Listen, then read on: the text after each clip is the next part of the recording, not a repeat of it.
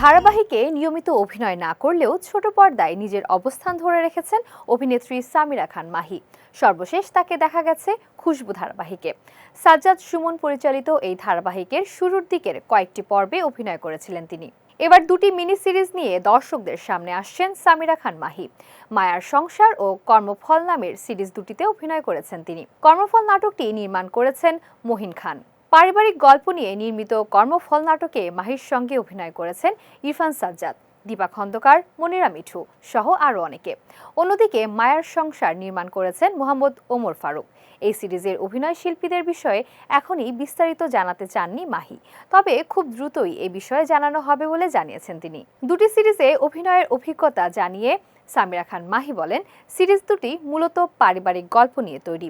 একটি নারী প্রধান গল্প, অন্যটি ফ্যামিলি ড্রামা। পরিবারের আবেগ, সম্পর্ক ও নানা বাস্তবতা গল্প দুটিতে উঠে এসেছে। গুণী অনেক শিল্পী এখানে অভিনয় করেছেন। প্রচারে এলে আশা করছি দর্শকদের ভালো লাগবে।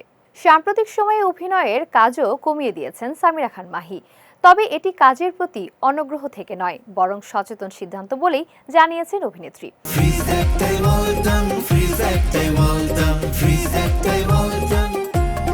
নিজেকে সময় দেওয়ার পাশাপাশি পরিবারের সঙ্গে আরও বেশি সময় কাটাতেই অভিনয়ের সংখ্যা কমিয়েছেন বলে জানান তিনি।